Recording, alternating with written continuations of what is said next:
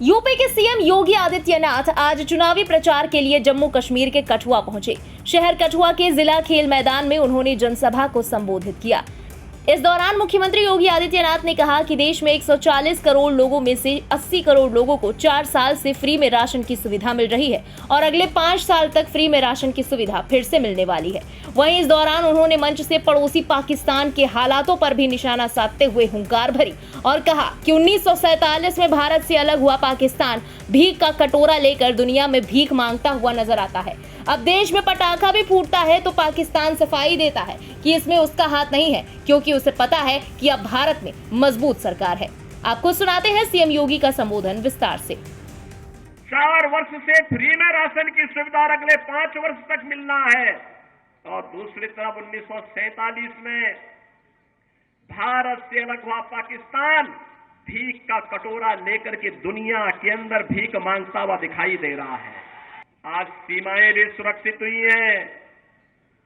ऐसा नहीं कि अब कोई पाकिस्तान का व्यक्ति कोई घुसपैठ करके हमारी सुरक्षा में सेंध लगाएगा। अगर कहीं एक पटाखा भी फूट जाए ना तो पाकिस्तान अब सफाई देता कि नहीं, मेरा इसमें हाथ नहीं है।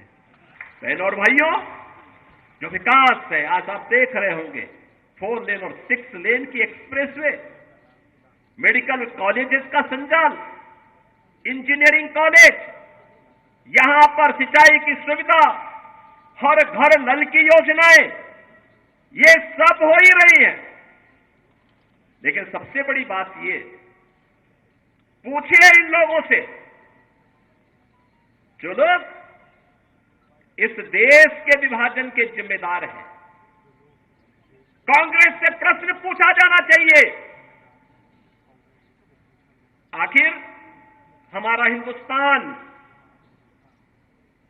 1947 में आजाद हुआ, लेकिन कांग्रेस की सत्ता लिप्सा ने आजादी के एक दिन पहले देश का दुर्भाग्यपूर्ण विभाजन भी करवाया।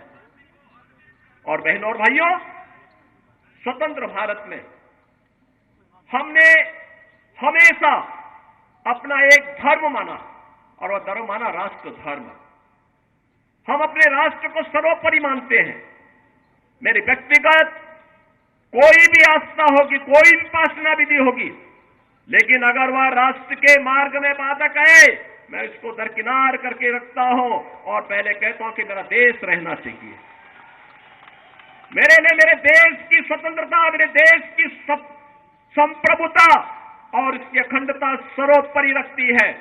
और इसीलिए आज न केवल भारत एक ग्लोबल पावर के रूप में आगे बढ़ रहा है, अभी तो बहनों और भाइयों आप देख रहे होंगे, अन्य दिनों में तो आप छोड़िए, भारत सरकार के साइंस एंड टेक्नोलॉजी के मंत्री भी डॉक्टर जितेंद्र सिंह जी हैं, प्रधानमंत्री कार्यालय के मंत्री भी डॉक्टर जितेंद्र सिंह जी हैं। कोरोना कालखंड में पहली बार आपने देखा होगा, भारत के वैज्ञानिकों ने यानी दो ऐसे वैक्सीन दिए जो दुनिया के अंदर कोरोना जैसी महामारी की अचूक दवा है, अचूक दवा। आपने देखा होगा, सबसे प्रभावी वैक्सीन भारत ने दी। फ्री में वैक्सीन, फ्री में उपचार, फ्री में टेस्ट, 140 करोड़ भारतवासियों को भारत की सरकार ने प्रधानमंत्री मोदी जी के नेतृत्व में प्रदान किया। और बहनों और भाइयों, 4 वर्ष से फ्री में 80 करोड़ लोगों को राशन की सुविधा और अगले 5 वर्ष तक ये राशन की सुविधा फिर से प्राप्त होने वाली है भारतवासियों को। आप सोचो, 140 करोड़ में से 80 करोड़ लोगों को 4 वर्ष से फ्री में राशन की सुविधा अगले 5 वर्ष तक मिलना है। और दूसरी तरफ 1947 में भारत से अलग हुआ पाकिस्तान भीख का कटोरा लेकर के दुनिया के अंदर भीख मांगता हुआ दिखाई दे रहा है।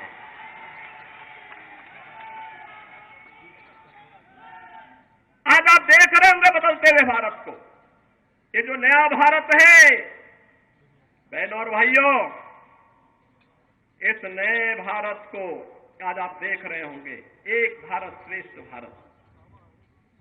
इस भारत में भारत के 140 करोड़ लोगों का सम्मान भी है, दुनिया के अंदर आज भारतवासी कहीं भी जाता है, लोग बड़े सम्मान के साथ उसकी ओर देखते हैं। आज भारतवासी दुनिया के अंदर सम्मान प्राप्त कर रहा है। आज सीमाएं भी सुरक्षित हुई हैं। ऐसा नहीं कि अब कोई पाकिस्तान का व्यक्ति कोई घुसपैठ करके हमारी सुरक्षा में सेंध लगाएगा, नहीं लगा सकता। अगर कहीं एक पटाखा भी फूट जाए ना, तो पाकिस्तान अब सफाई देता कि नहीं, मेरा इसमें हाथ नहीं है, क्योंकि उसे मालूम है अगर कुछ हो गया तो फिर उसको लेने के देने पड़ेंगे। और बहनों भाइयों, जब एक मजबूत सरकार होती है तो ऐसे होता है। कितना परिवर्तन आया है। इससे पहले लोग अपने आप को हिंदू बोलने में भी संकोच करते थे। और बहनों और भाइयों, अयोध्या का नाम लेने पे तो लोग डरते थे।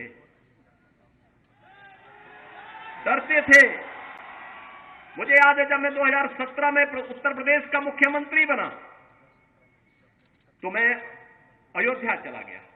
लोगों ने कहा, अरे क्या कर रहे हैं? मैंने कहा, अरे क्यों? कहा कि अयोध्या जाने से आपको मालूम है तो कुछ लोग नाराज हो जाएंगे। मैंने कहा, कुछ लोग नाराज हो जाएंगे तो क्या मैं अपनी आस्था के साथ और जन आस्था के साथ खिलवाड़ कर दूं क्या? ये वोट बैंक के लिए नहीं हो सकता है।